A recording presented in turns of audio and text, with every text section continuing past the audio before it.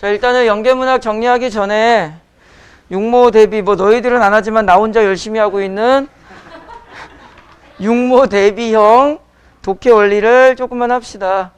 그리고 그런 얘기할 때 나 없을 때 내 앞에서 나는 육모 대비 안 해 그러지 말고. 언제 안 한다 그랬어요. 아직 안 했다 그랬어요. 앞으로도 안 할 것 같아. 너 아까 나한테 수행평가 때문에 징징거렸잖아. 다음 주까지만 있어요. 그 다음 주가 육모야. 야, 육모가 씨야 무슨 쪽지 시험이냐? 하루 전에 벼락치기 해? 에휴. 자, 고전시가의 기본적인 독해는 뭐 이것저것 여러 가지가 있을 수 있지만 하기 싫은 육모를 위해서 간소화시키면 두 가지만 찢지 마. 오늘은 간소화시켜서 왜?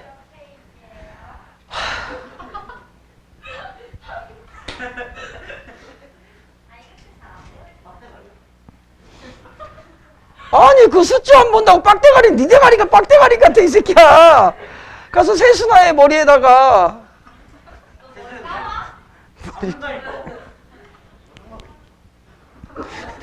야, 내가 봤을 때 도찐이 개찐이야. 누가 누구를 일방적으로 괴롭히고 있는 것 같지가 않고 거의 무슨 뭐 남북한 전쟁이야. 자, 독해에서 고전 시간은 두 가지만 살펴볼 겁니다. 첫 번째가 오늘은 요것만 할 거야. 갈래 특성을 좀 활용한다라는 것을 되짚고 넘어갈 거고요. 그 다음에 두 번째가 정형성을 활용한다라는 것을 좀 학습의 내용으로 잡을 건데, 여기서 말하는 정형성을 활용한다라는 것은 여러분들이 익히 잘 알고 있는 겁니다. 시어의 정형성을 이용하다든가 아니면은 내용 또는 주제의 정형성을 이용해 보자는 거지. 우리가 그동안 많이 했었던 거야. 확인만 해 볼게요. 그리고 이 문학 강의할 때마다 선생님 말씀드리는 게, 내신하시는 분들은 이 부분을 좀 활용하면서 내신 공부하셔야 돼요. 그냥 단순 암기식으로 하지 마시고. 빨리 들어와. 자, 갈래 특성 중에서 일단 우리 교재에 맞춰서 할 거니까 28페이지에 보시면은 갈래가 이렇게 좀 당겨서 쓸게. 두 가지가 나오죠. 가 같은 경우는 태어나, 갈래가 뭐고요? 우와, 씨. 수진아, 이거 갈래가 뭐야? 월요일날 생일이었던 수진아. 26년 만에 내가 수진이 생일 선물을 챙겨줬네. 그래, 나부터 하이 그러면? 나는 갈래가 뭐야? 나는 연시조죠. 수진아. 아니, 고전 시간에 이제 큰 틀을, 야, 너 수진이한테 왜 그래? 선생님 지금 수진이 옹호하는 거예요? 와. 선생님 말고. 저기, 예영아. 좀 이따 수교 좀 오라 그래. 이거 편집 좀 해야 되니까. 내가 편집할 줄 몰라서. 왔어? 진주 좋텐다. 찬우야, 너 일로 와봐. 진주 얼굴 한번 진주한테 인사 한번 하고 가. 국어 시간 내내 인상 빡빡 쓰고 있대. 니 들어오니까 웃는다. 아우, 지사하고 더러워서 못 해먹겠네. 옆에서는 국어 안 걸릴 것 같다고 책 찍고 있고, 한지집에는 비문학 시간만 되면 재미 더럽게 없어요. 그러다가 남자 조교 오니까 눈에서 하트를 왜 앞에 있는 두 마리는 육모는 안 해요 이러고 있고, 아, 수업 더러워서 저 돼지 같은 집에 들어가면 햄버거 먹다 늦게 오고, 씨. 아우, 씨. 안 먹는 건 어쩔 수 없죠. 왜 가서 똥도 싸고 오지? 백지연 저 똥쟁이. 제가 그저께 내가 롯데리아에서 쟤를 만났거든. 미를 데리고 이제 햄버거를 먹으러 갔는데 제가 남자친구랑 둘이 딱 앉아있더라고. 내가 깜짝 놀랐어. 얼마나 다소곳하고 예쁘게 앉아있는지. 진짜로 딱 보더니 안녕하세요 이래. 그래서 내가 앞에 남자가 있길래 남자친구인가 보다. 남자친구도 나한테 인사하더라고. 그래서 그래. 그래서 만났으니까 뭐 좀 더 사줄까 했더니 똑같이 해줄게. 아니. 우와. 진짜 학원에서 알고 있었던 백지연의 이미지와 남자친구 앞에서 앉아 있었던 백지연의 이미지는, 와, 야, 그때는 여자 같더라. 근데 아까 나한테 뭐라 그랬는지 알아? 사실은 그때 남자친구랑 말다툼하고 있었대. 그래서 남자친구한테 그랬대. 인사해. 웃어. 어이, 가증스러운 인간. 저 불고기 돼지 저 집에는 남자친구랑 헤어졌다고 징징거리더만 다시 만났다 그러고 어차피 헤어질 거야. 씨. 너가 그 남자친구랑 결혼하면 내가 벤츠 사줄게 그거. 내 손에 장을 지진다 네가 결혼하면. 곧 안 할 거라고 그거 네 앞에 있는 애가 다 써먹은 멘트야. 저는 진짜 안 하는 거예요. 예영아 그렇다고 칩시다. 나랑 똑같은 행동 한 번 돼. 태연이 바라보고 똑같이 해줘. 자, 가는 종류가 뭐야? 가사죠. 그래서 이제 수능에 제일 많이 나오는 게 이제 가사나 시조가 많이 나온다고 하고요. 가사 같은 경우는 날 봐. 너 씨 고개 돌리지 마. 날 봐. 아, 여기 보고 있는데 씨 신경 쓰여 죽겠네. 그래. 자, 가사 같은 경우는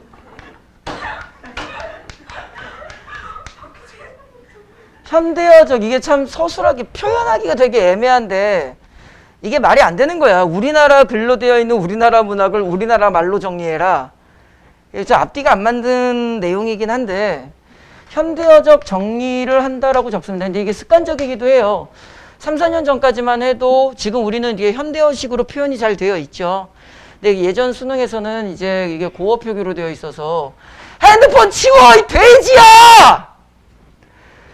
현대어적 정리를 해서 간단한 좀 서술하기가 애매한데 요점을 잡아내라고 말을 하는데 여기에서 우리가 한 가지만 아는 게 좀 알고 계셔야 되는 게 기본적으로 가사 문학에서는 뭐 다른 문학에서도 마찬가지긴 합니다. 이거는 뭐 간단하게만 적을게. 출제 포인트는 첫 번째 뭐가 나오죠? 당연히 나오죠. 표현상의 특징. 뭐 직위법을 활용하여 뭐 역설적 상황을 제시하여 이런 거 많이 나오잖아. 두 번째 이제 가사 문학에서 많이 나오는 게 뭐냐면은 사실적 정보 파악이 많이 나옵니다. 이제 여러분들 요 사실적 정보라고 어디에다가 적으실 거냐면은 6번 문항에다가 좀 살짝 적어 놓으세요. 다시 말하면 가사 문학은 표현상의 특징은 뭐 다 엇비슷해요. 뭐 대꾸법이나 서리법이나 요 정도 수준에서 무난하게 여러분들이 분석할 수 있으실 거고 우리가 이제 현대어적 정리 간단 요점을 잡으라는 것은 사실 이 문제 사실적 정보 파악의 출제율이 상당히 높기 때문에 그래. 그러니까 이거를 비문학 버전으로 이야기하면은 단순 일치성 파악을 묻는 문제가 나온다는 뜻이야. 그 다음에 이제 마지막으로 세 번째가 뭐 감상 문제가 나오는데 보통 감상 문제는 보기 제시형 문제가 나옵니다. 물론 여기에서 이 사실적 정보를 좀 갈래를 치면 사건 정보를 사실적으로 보느냐 심리 정보를 보느냐 좀 여러 가지가 있지만 그렇게까지 하면 강의가 너무 세분화가 되니까 큰 틀만 이렇게 할 거야 우리는. 그래서 현대어적 정리를 간단 요점을 해라 라고 말을 하는데 이 현대어적 정리 간단 정리가 어떤 느낌인지만 보여드리면 28페이지 작품을 잠깐 보세요. 비문학 느낌을 살리시면 돼. 포인트만 잘 잡자. 어차피 여러분들이 이제 사실적 정보 파악을 할 때는 지문을 다시 보셔야 됩니다. 비문학이랑 비슷해요. 그래서 가지문을 조금만 읽어보시면 가련타 이거 어제 월요일날 한어리 강의할 때 헛소리 찌직하던데 태연아 가련타 이게 무슨 뜻이야? 서럽다, 불쌍하다, 속상하다 그 정도 어휘는 있어야죠. 그죠? 두 번째 여러분들이 좀 어휘 능력을 키우셔야 됩니다.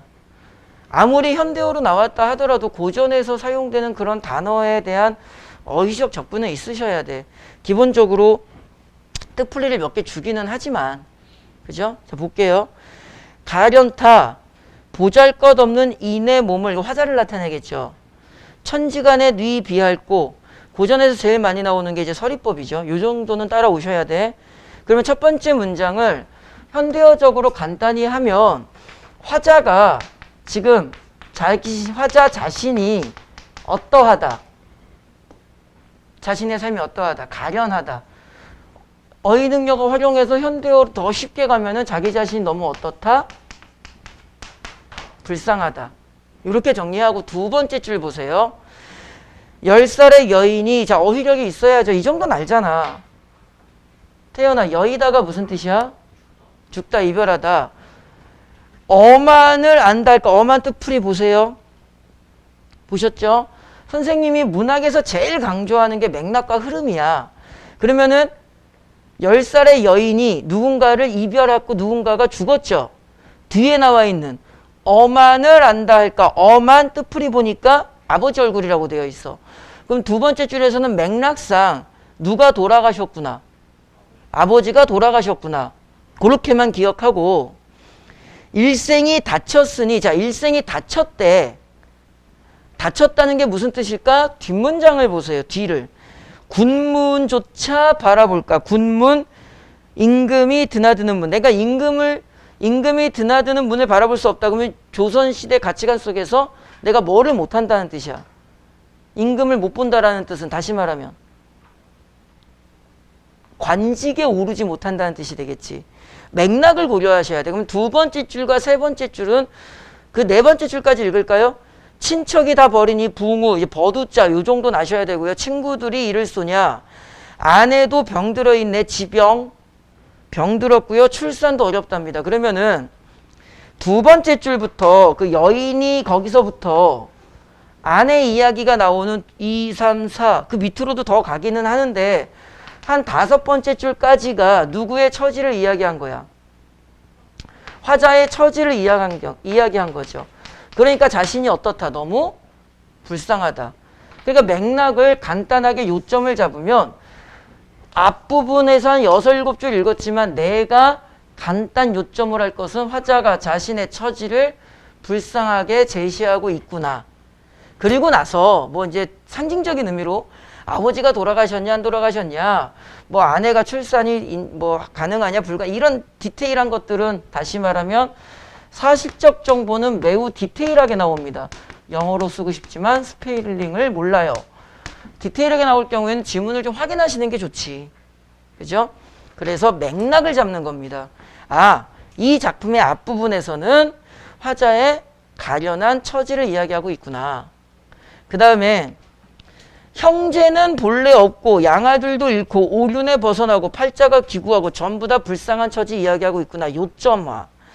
홀어머니만 의지하여 지락이 이뿐이라 고아의 두려운 마음 넘어질 듯 다칠 듯. 자, 여기에서 사실적 정보가 디테일하게 나온다는 것은 이런 느낌이야.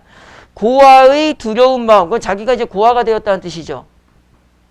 그치, 태연아? 아니지. 정확하게 읽어봐.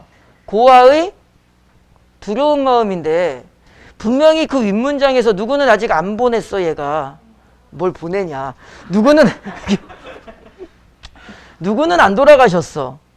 그리고 그 위에서는 아버지는 돌아가셨지만 홀어머니라고 되어 있으니 고아다라고 서술하면 안 되고, 고아의 두려운 마음이라는 말은 어머니마저 뭐 하실까봐, 가실까봐, 어딜 가시니, 돌아가실까봐 내가 어머니를 잘 모아야겠다, 좀 모셔야겠다. 디테일한다라는 것은 이렇게 찾으라는 거고요. 특히 우리가 고전에는 항상 기본적인 가치관이라는 게 있죠.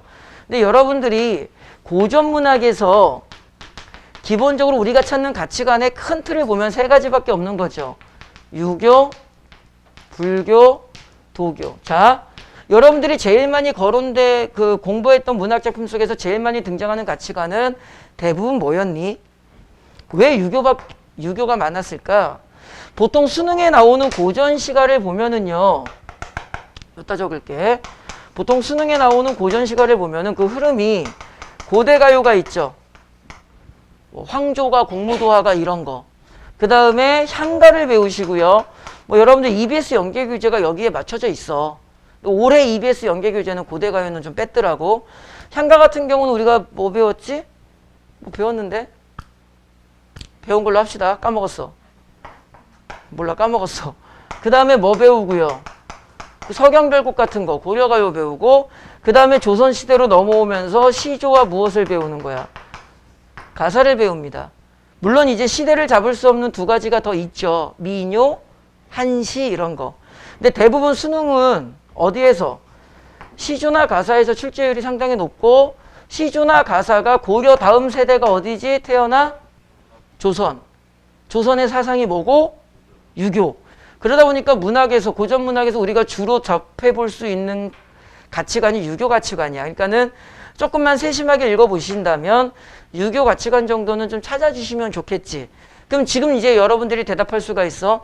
얘가 고아가 되는 게 무서워. 그래서 중약된 거 그 아랫 문장에도 나오는데 어머니를 잘 뭐 하겠다. 자기가 좀 잘 섬겨야겠다. 그럼 여기에는 표면화되어 있지 않지만 우리는 충분히 분석할 수 있는 가치관이 하나 있는 거지. 태연아, 무슨 가치관? 효 가치관. 이렇게 되는 거야. 다시 중약 위를 조금 더 읽으시면은요. 밑줄 친 니은 윗문장. 서울같이 번화한 곳을 하직하고, 그냥 간단하게 요점화 시키면 서울을 뭐 하고? 하직하다 이 말은 서울을 떠나서 어디로 갔대요? 바닷가로 갔대요. 거기서 그냥 살겠대. 자, 그러면 이 상태에서 원래는 우리가 6번 보기를 읽어야죠. 자, 거기서 바닷가가 의미하는 공간이 어딘지 6번 보기를 통해서 분석할 거야. 자, 6번 보기 읽어봐.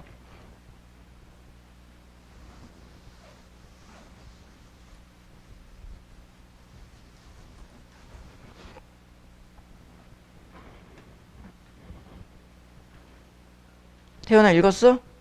어디야? 그렇지. 그래서 보기가 나와 있을 경우에 우리가 보기를 먼저 보는 이유이기도 하지. 보기에 맞춰서 읽으면은 그 바닷가는 강화도를 나타내는구나 라고 볼 수가 있어. 그 다음에 중약 아래 보니까 강화도에 왔어 얘가. 잘 들으세요. 근데 디귿을 보세요. 놀랍구나. 뜻밖의 화로 묵은 불이 일어나니 이렇게 문학적 표현되어 있는데 6번 보기랑 연결을 시키면 화자의 처지가 지금 긍정화 처지야, 부정화 처지야? 상당히 부정화 처지가 제시되어 있고 얘가 그래서 6번 보기랑 연결시키면 어디로 온 거야? 강화도에 온 거죠. 그리고 나서 뭐가 나오고 중약이 나오고 그 뒷문장에 디귿에 얘가 무엇을 당했대? 뜻밖의 화를 당했대. 자, 이거를 6번 보기랑 매칭을 시킬게요. 얘가 강화도로 온 원인이 뭐야? 6번 보기에 있는 걸로 대답해봐. 백부의 영모. 그죠? 이 원인은 백부가 영모를 해가지고 이제 연좌제 때문에 자기네 가족도 다 이렇게 돼버린 거야. 그럼 질문. 여기서 말하는 뜻밖의 화는 6번 보기로 연결시키면 뭐가 되는 거야? 이 뜻밖의 화는 또 다른 영모가 되는 거죠. 왜 이렇게 봐야 백부의 영모로 6번 보기랑 연결시키면 백부의 영모로 내가 강화도에 있는데 거기서 그냥 어떻게 저렇게 지냈는데 뜻밖의 화는 이미 앞에서 이건 끝난 거잖아. 그러니까 여기서 말하는 뜻밖의 화는 뭐가 되어야 해? 또 다른 영모가 되어야죠. 자, 두 가지. 첫 번째, 보기랑 지문을 매칭시킨다. 어떤 느낌인지 보시고 이게 이제 시험 문제 나오는 거라고. 그래서 6번에 3번 선지를 보세요. 태연아, 6번에 3번 선지 봐봐. 맞아, 틀려? 틀렸죠? 가사문학이 요 정도 수준밖에 안 나와요. 그래서 현대어적으로 간단히 정리를 하면서 조금 디테일한 건 지문으로 확인하시고 보기가 나와 있을 경우에는 보기에 맞춰서 해석을 해주시면 되고 이 사실적 정보가 어떤 느낌으로 출제되는지는 6번의 답이 왜 3번인지를 조금 한번 고민해 보시면 돼. 가사문학은 어렵게 안 나옵니다. 실제로 수능에 가사문학 출제율이 되었을 경우에 평균 정답률이 90% 정도 나와. 단지 이제 안타까운 것은 이제 뭐에 대한 문제가 사실 우리를 괴롭히는 거냐. 시간에 대한 문제가 괴롭히죠. 그러니까 시간 안배가 미스나가지고 무난한 수준의 가사문학도 결국엔 찍을 수밖에 없고 시간에 쪽박하게 가사문학을 읽다 보면은 내 실력이 발휘가 안 되고 이 악순환이 반복이 돼. 어쩔 수 없이 우리가 현실적으로 방법을 고민한다면 그래서 한 4등급 학생들은 꼭 기억을 하시라고 내가 수도 없이 말씀드렸지. 비문학 3지문 중에 몇 개만 일단 풀어라. 2지문만 푸세요. 어차피 총점이 중요한 거잖아. 그래서 4등급 때 학생들은 문항풀이 순서를 기본적으로 어디서 1번부터 몇 번까지 3번까지 독서론 나와 있는 거 푸시고 그 다음에는 바다야! 불고기 먹고 좋냐? 그 다음에 뭘 풀어야 돼? 문학 풀어야 돼? 비문학 풀어야 돼? 뭘 풀어야 될까? 자신 있는 거 푸세요. 자신 있는 거. 그 자신 있는 게 뭐일 수도 있고 문학일 수도 있고 비문학 지문 한 지문 정도일 수도 있고 선택 영역일 수도 있고. 근데 이거 상징적으로 왜 선생님이 1번부터 3번까지는 좀 미리 풀라고 하느냐? 저거 되게 쉽게 나옵니다. 그러니까 본인 스스로가 좀 어렵게 만드는 케이스는 있지만, 자, 아무튼 자, 그럼 이제 두 번째 지문을 볼게요. 똑같이 갈래 특성 활용하는 거니까 두 번째 연시조는 요건 이제 우리 수도 없이 많이 했죠? 태연아, 연시조는 누가 쓰고? 양반이 쓰고, 기본적으로 뭐 아니면 무엇일 가능성이 상당히 많고, 유교적 가치관을 이야기하든가 아니면은 자연을 이야기할 때가 많고, 이 자연은 다시 두 가지로 나누면 풍류 안분지족을 이야기할 수도 있지만 현실을 뭐 해버리는, 유배를 가는, 도피하는 공간일 수도 있고, 어찌됐든 간에 무엇과는 대립적 공간으로 놓고 속세와는 대립적 공간으로 놓고 이 정도 틀은 가지고 있으셔야 돼. 그리고 한 가지를 더 적으면 유교 자연뿐만 아니라 플러스 알파의 좀 내용이 나올 수도 있죠. 그리고 나서 하나만 더 해야겠죠. 연시조. 최소한 이거는 기억하지. 태연아? 제목이 곧 무엇이다? 주제. 내용이다. 근데 제목을 보면 농가 구장이라고 되어 있는데 이제 한문으로 나와서 한문을 모르면 어쩔 수 없고, 대신에 지금 이 나지문 같은 경우는 아까 했었던 이야기랑 동일하게 보기가 나와 있으면 보기에 맞추면 되죠. 자, 몇 번 보기가 되겠니? 8번 보기가 되겠다. 빨리 읽어봐. 뭐 하나 물어봐야 되니까 8번 보기 빨리 읽어보세요.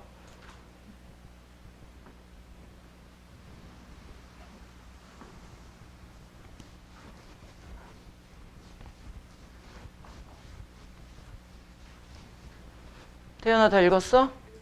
자, 그럼 8번 보기를 보면은 일단은 세속적 삶을 이야기하진 않죠. 그렇다고 뭐 자연적 삶이라고 말하기에는 좀 애매합니다. 사실 농사랑 자연에서의 풍류보다는 농사짓는 삶에 대해서 타깃이 되어 있으니까. 여기까지 따라왔지? 그럼 이제 질문. 여러분들은 8번 보기를 통해서 내가 가작품을 크게 몇 덩어리로 나누어서 정리해야겠구나. 이게 떠올라야 돼. 몇 덩어리로 나눠야 될까? 뭐 어차피 틀렸으니까 말해봐. 어떻게 세 덩어리로 나눌 거야? 농번기. 오케이. 두 개. 농번기랑 일과로 나눠? 아니, 그래, 너무. 그러면 국어랑 수업으로 나눌까? 어떻게 나눠야 돼? 두 개로 나누죠. 농부의 일과와 무엇. 농한기로 나눠야죠. 생각을 하셔야 됩니다. 자, 그럼 작품을 볼게요. 이수를 보세요. 편하게 읽으면 돼. 도롱이 뭔지 몰라도 돼. 호미를 걸고 소를 몰고 개울가를 가는데 품진번님. 뜻풀이 보시고 함께 가자 하는 거. 얘 뭐하러 가는 것 같아? 태연아, 얘 뭐하러 가 지금? 일하러 가는데 친구가 뭐하지? 같이 가지. 친구라고 나와 있진 않지만 그게 다야. 그 다음에 삼수 읽어보세요. 빨리.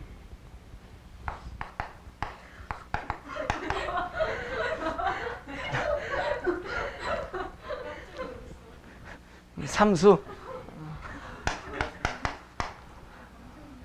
세 번째 수를 볼게요. 세 번째 수 읽어봐. 뭐하고 있어? 한월아. 태연아, 뭐하고 있어? 농사를 짓고 있죠. 네, 여기 하나만 더. 가치관 함양에서 종장을 보시면은 뭐 하지? 마주 잡아서 일을 하자. 야, 이거 두 글자로 바꿔봐. 문학이라는 것은 인간 삶의 태도를 보여주는 거잖아. 농사할 때 어떻게 하자? 같이 하자. 근데 수능 선지에 같이 이런 말 안 나오잖아. 함께 하는 거, 일을 함께 하는 거. 두 글자. 협력, 협동. 요 정도까지는 좀 정리하시면 좋을 것 같고. 그 다음에 우수를 보시면은요. 자, 여기에서 여러분들이 아까 칠판을 지웠지만 어휘라는 게 있어요. 이런 거는 외우셔야 됩니다. 리을셰라라는 종결어미가 나옵니다. 외우세요. 이건 어쩔 수 없어요. 리을셰라라고 되어 있으면은 현대어로 어떻게 하는 거야? 외우셔야 됩니다. 뭐일까? 두렵다라고 해석을 하는 거야.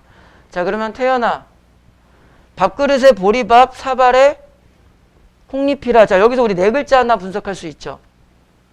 우리가 알고 있는 논리적 유형을 활용을 하면은요, 문학 분석은 여러분들이 분석하는 수준과 제가 분석하는 수준이 동일해. 알고 있는 것만 써먹자. 우리가 육모에서 다른 거 필요 없다니까. 둘 중에 하나만 하자. 결과치를 만들든가 무엇을 보든가. 가능성을 좀 찾든가. 가능성도 없고 결과치도 안 나오면 그동안 감사했습니다지 뭘. 대학 못 가요. 그러니까 여러분들이 이 학원을 지속적으로 다니시건 다른 학원을 가시건 그건 알아서 하시는 문제인데 여러분 대학을 못 가. 뭐 솔직히 툭 까놓고 해서 태연이가 대학을 잘 가면 내 인생에 도움이 될까? 안 돼. 대학을 못 가면. 차라리 얘가 대학을 못 가면은 나는 내년도 고3 학생들에게 뭐라고 이야기를 하겠어. 야, 작년에 수험고 머리만 맨날 밀고 연애도 좆도 못한 새끼가 하나 있었는데 하면서 그냥 쟤 흉봐버려. 그냥 누가 잘 가면 과대포장을 하겠지. 그냥 그 정도 수준밖에 안 돼. 여러분들의 인생에 대해서 대학이라는 것을 주어를 자신으로 놓고 고민하셔야 돼요. 잘 봐. 우리가 배웠던 걸 해봅시다. 자, 누가 연시조니까 누가 쓸 거고요. 선생님이 이건 가르쳐 드린 적이 있죠.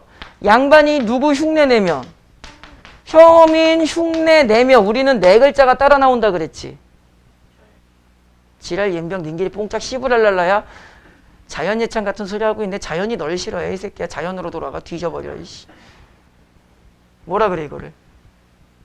아, 내가 암세포라서 미안해. 예영아, 안 빈 낙도 안 bun지죠. 그러면 여러분들이 이걸 뭘 알고 있을 거잖아. 그러면 오수의 첫 번째 문장, 보리밥, 콩잎, 그냥 그 단어를 보면서 머리는 좀 움직여야지. 아, 오수에서는 안분지족이라는 것도 생각할 수 있겠구나. 그 다음에 D라고 줄거져 있는데요. 내 밥이 많을세요, 너의 반찬이 적을세요. 이건 아셔야 됩니다. 뭔 말일까 두렵다. 그러면은 내 밥만 많을까봐 뭐하고 받아야! 내 밥만 너무 많을까봐 좀 염려가 되고 상대방의 반찬이 너무 적을까봐 염려가 된다. 이 말은 나 혼자 돼지 새끼처럼 불고기 먹고 처먹고 똥 싸러 다니겠다야. 같이 먹자야. 잘 봐. 거기까진 생각을 해야 돼. 그죠? 근데 수능 선지에는 같이 먹자라는 말이 안 나오겠지. 그건 선지에 나와 있는 단어와 이미지가 매칭이 되면 되는 거잖아. 7번 문제의 보기 4번을 보세요. 7번 문제 보기 4번. 태연아, 어떤 단어가 눈에 들어와야 돼 그러면? 배려. 그래서 내가 어느 정도까지 해석한 다음에는 선지의 용어의 타당성을 보는 게 문학이고 그 선지 용어의 타당성을 좀 더 정확하게 보기 위해서 평소에 내가 그 용어를 자꾸 사용을 해야 돼. 그냥 좋은 거 이러지 말고 긍정화, 예찬 이런 식으로. 그죠? 7번 답 4번이라는 것도 풀었고요. 그 다음에 그럼 이제 오수는 그냥 뭐야? 서로를 뭐 하면서? 배려하면서 뭐 하고 있는 거야? 식사하고 있죠. 간단하게만 읽는 게 어떤 느낌인지 보여드리는 겁니다. 그 다음에 우리 어디로 갈 거냐면은요. 그 아래 거 육수로 가면은 초장을 보세요. 육수는 뭐 하고 있어? 뭐 하고 있어 육수는? 돌아가자 그러고 있죠. 뭐 하고 있는 거야 이제? 귀가했죠. 그럼 여러분들은 여기서 여기까지가 뭐겠구나. 자, 8번 보기 내용을 머릿속에 붙잡아야지. 육수까지가 뭐겠구나. 그렇죠. 일과구나. 그러면은 자연스럽게 7수, 9수가 뭐겠구나. 농한기겠구나. 그래서 8번에 3번 선지를 보세요. 오수의 종장에는 농한기에 여기서 틀린 거야. 농한기는 7수, 9수로 잡아야지. 그러니까 문학의 출제 원리라는 게 문학이라는 게 그렇게 디테일하고 세심하고 전문적인 분석을 원하지 않아 수능에서. 그 방향성만 잘 추구하시고 보기라든가 선지에 나와 있는 정보만 최대한 활용하시면 여러분들이 충분히 문학은 다 맞출 수 있어요. 더군다나 6월이나 9월 수능에서는 연계문학이라는 것도 출제될 거기 때문에 문학만큼 여러분들이 정답률을 좀 욕심을 부리셔야 돼. 그럼 문학의 정답률은 문학이 총 17문학 나와. 여러분들이 욕심을 부려야 되는 정답률은 보이야 그거 가져가면 돼. 여러분들이 부리셔야 되는 정답률은 17문항 중에서 몇 문항에 욕심을 부리셔야 돼. 냉정하게. 4등급 나와요. 문항 13개 맞추면 벌써 4개 틀렸는데 나머지 다 맞아야 1등급 간당간당거리겠네. 16개 맞아, 16개. 어떻게 또 17개를 다 맞추니 사람이 말이야, 정의 없이. 아짜 싶어도, 아, 맞다, 아우, 씨발! 이러고 하나는 틀릴 수 있지. 문학은 다 맞출 수 있어요, 진짜로. 자, 나머지는 뭐 여러분들이 그냥 풀어보시면 되는데, 한번 풀어보세요. 나중에 좀 전국 복습하시면서. 까지 해서 우리가 지금 뭘 살펴봤는지 보자. 아까 요건 좀 급하게 하느라고 넘어갔는데, 갈래 특성을 활용하라 해서 잠깐 이야기를 했었고요. 이 시어 같은 것은 최대한 여러분들이 좀 고민을 하셔야 됩니다. 그죠? 그리고 시어의 정형성이라는 거, 정확하게 말하면 어휘죠, 어휘. 시어의 정형성이라는 것은 아까 말씀드렸던 거. 자연에서 술 마시면 풍류, 양반이 서민 흉내 내면은 안분지족 이런 것들. 하늘의 태양은 임금. 그게 구름이 태양을 가리면 간신. 이런 정형성이 있고 내용 주제도 읽어보시면 다 비슷비슷한 내용밖에 안 나옵니다. 그래서 여러분들이 최대한 고전시가 정도는 좀 무난하게, 더 나아가서 문학이라는 것은 그렇게 섬세한 독해가 안 나오니까 주어진 선지와 보기의 정보만 잘 활용하시면 다 맞출 수 있어. 용모에서 또 그 내신 대비하실 때도 그런 부분을 잘 염두하셔서 공부를 하셔야 됩니다. 자, 비연계 문학은 여기까지 하고